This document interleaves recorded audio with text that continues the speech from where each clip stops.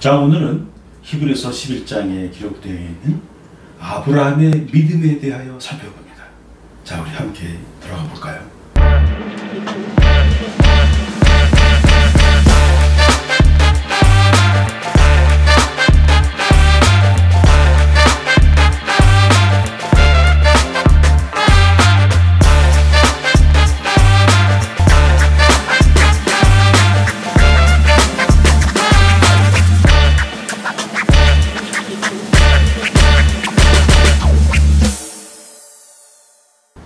먼저 그 본문을 보면 히브리서 11장 8절에서 10절, 믿음으로 아브라함은 부르심을 받았을 때에 순종하여 장래 기업으로 받을 땅에 나아갈새 갈 바를 알지 못하고 나갔으며, 믿음으로 저가 외방에 있는 것 같이 약속하신 땅에 우거하여 동일한 약속을 유업으로 함께 받은 이삭과 야곱으로 더불어 장막에 거하였으니, 이는 하나님의 경영하시고 지으실 터가 있는 성을 바랐음이니라. 네. 그는 자기가 머물러 살던 바벨론으로부터 하나님께서 지시한 그런 땅으로 가는데, 그 땅은 바로 가나안 땅이었죠. 그러나 오늘 본문을 보면 가나안 땅이 최종 목적지가 아니라는 것을 알 수가 있어요. 왜냐하면 그곳에서 외방에 있는 것 같이, 즉 외국인처럼 살았고요, 또 장막에 거했다는 것은 뭐죠? 이동식 텐트에 살았다는 것이죠. 그리고 최종 목적지를 10절에 정확히 얘기하고 있어요. 이는 하나님의 경영하시고 지으실 터가 있는 성을 바라봤다, 이렇게 되어 있어요. 자, 그래서 우리는 이 아브라함의 믿음을 우리가 살펴보는 가운데, 우리가 구약을 잘 설명한 학자들의 어떤 견해를 우리가 또 살펴봐야 될 것 같아요. 구약학의 대가라고 볼 수 있는 월터 브루그만은, 그가 시편 사색, 그분은 시편을 전공했는데, 이 책을 설명하면서 구약에 하나님이 일하시는 세 가지 구도를 설명하고 있어요. 그것은 오리엔테이션, 그 다음에 디스오리엔테이션, 또 뉴 오리엔테이션, 이렇게 세 단계를 거치게 되어 있다 하는 것이죠. 오리엔테이션이라는 것은 뭐냐면, 하나님을 떠난 인간들은 자기 나름대로 하나의 원리와 하나의 방향을 정해서 스스로 살아가는 그런 모양을 취한다는 것이죠. 아브라함의 경우 같은 것은 바로 바벨론이 대표적인 것이죠.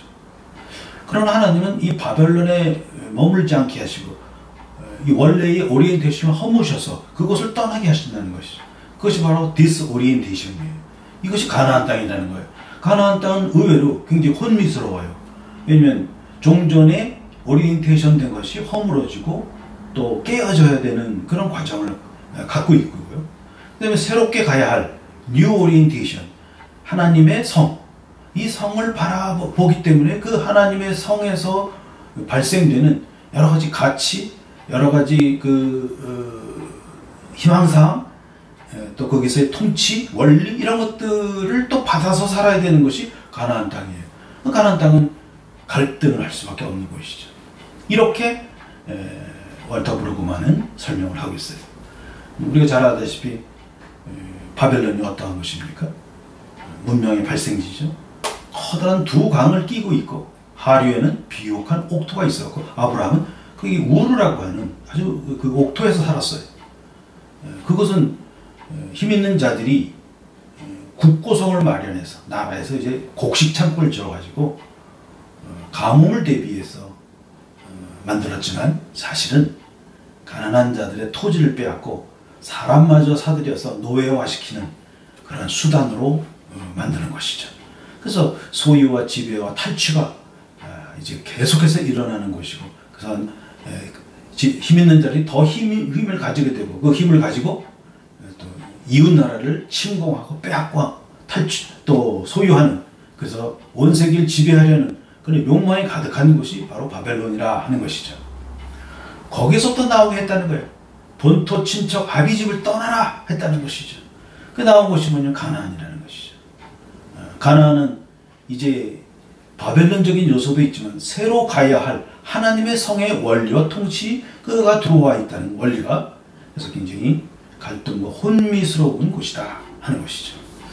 그래서 가야 할 곳이 있다면 이 가나안 땅은 어떻게 보면 나그네 인생과 같은, 또 정처 없이 떠돌아 다녀야 되는 것과 같은 느낌을 주지 않습니까?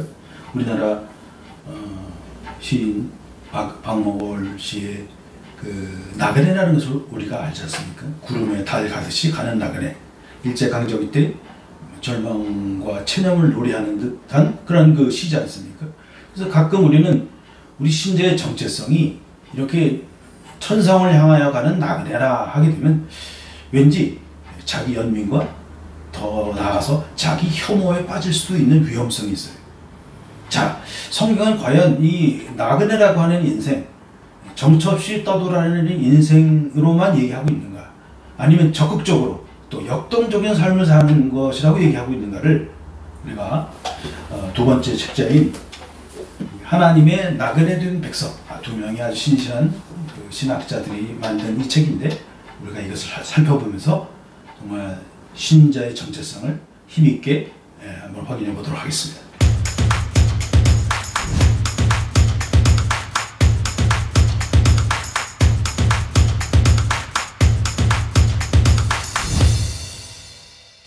그렇죠. 그래서 이 두 분은 이 7절 통해서 빌립보서를 인용하면서 3장 20절에 우리의 시민권은 하늘에 있다. Colony of Heaven. 하늘나라 식민지로서 이 세상을 살아간다는 거예요. 이거 참 재미나는 표현이죠. 우리가 식민지하게 되면 굉장히 부정적으로 생각하는데, 강대국이 약소국을 침범해서 다스리는 그런 경우를 얘기하는데, 성경에서 얘기하는 이 식민지라는 것은 좋은 의미. 하나님의 나라가 이 병들고 썩은 이 세상에 와서 좋은 땅을 만들어가는 그러한 존재로서 나무가 심겨지듯이 하늘나라 백성이 심겨진다. 이제 그런 의미가 되겠어요. 그래서 하늘나라의 문화와 생활 양식, 정성 다해서 이 땅에서 꽃 피우고 살찌우는 삶을 산다는 것이죠. 그래서 그는 이제 빌립보서 여러 곳을 인용하는데, 그 빌립보서를 해석하는 것은 제가 박영선 목사님의 빌립보서 강의를 참고해 보겠습니다. 그럼 어떻게 살아야 되는가? 하늘나라의 백성으로서 이 땅의 식민이 되어서 지금 남과 심겨지듯이 살아가는 삶은 어떤 것인가? 빌립보서 2장에 너희 안에 이 마음을 품으라 곧 그리스도 예수의 마음이니, 이 예수의 마음을 품고 살아야 된다는 거예요. 그렇다면 예수의 마음은 무엇인가? 6절에 보면 그는 근본 하나님의 본체시나 하나님과 동등됨을 취할 것을 여기지 아니하시고 오히려 자기를 비어 종의 형체를 가져 사람들과 같이 되었고 사람의 모양으로 나타났음에 자기를 낮추시고 죽기까지 복종하셨으니 곧 십자가에 죽으심이라. 참 놀랐습니다. 예수의 마음 품고 산다고 하는 것은 자기를 비우는 삶이라는 것, 이것은 굉장히 능동태로 표현하고 있어요. 능동태로 자기를 비워야 된다는 거예요. 그 다음에 비운 자리에다 뭘 채워야 되잖아요. 채우는 것은 하나님이 채우시겠다는 거. 이건 능동태로 돼 있어요. 아니, 수동태로 돼 있어요. 그래서 능동태와 수동태가 바뀌면 안 되는 것이, 이러한 삶이 예수의 마음 품고 사는 자들이라는 것이죠. 쉽지 않은 거지만 우리 신자의 삶, 또 신자의 정체성이 얼마나 특별한가 하는 것을 우리가 오늘 빌립보서를 통해서 분명히 붙들어야 됩니다. 이렇게 주님과 같이 살아가야 된다는 것이죠. 그랬을 때 이제 하나님께서 영광을 받으시고 모든 자들에게, 하늘에 있는 자들과 땅에 있는 자들, 땅 아래 있는 자들로 하여금 예수의 이름에 꿇게 하시고 예수를 따르는 자에게도 이러한 축복을 주신다는 것을 우리가 익히 알아야 되는 것이죠. 그렇다면 나를 비우는 것까지는 어떻게든지 되겠는데, 나를 채우는 것은 항상 우리는 꼬리표가 뭐가 딸려다니죠. 하나님, 제가 이렇게 내 자신을 비웠으니까 내 자신을 나를 하나님께 드리오니 제 소원 하나 들어주십시오. 뭐 사업이 잘 되든 자식이 잘 되든 뭐 이런 꼬리표가 늘 붙어 다니는데, 이 꼬리표를 잘라서 버려야 된다는 것이죠. 오직 하나님 것으로 이 비운 자리에 채워주소서 하는 삶으로 살아야 된다는 것이죠. 이것이야말로 진정한 역동적인 나그네의 삶이라는 것을 우리가 붙들고, 우리가 신구약 전체를 봤을 때 아브라함이 그렇게 살았다 하는 것을 성경은 증거하고 있는 것입니다. 여러분, 나그네 인생이 처량하고 정처 없이 살아가는 신자의 삶이 아니라 이렇게 예수님처럼 적극적이고 능동적이고, 그래서 하나님의 뜻과 하나님의 지혜가 하나님 되심이 우리 인생을 통해서 마음껏 펼쳐지는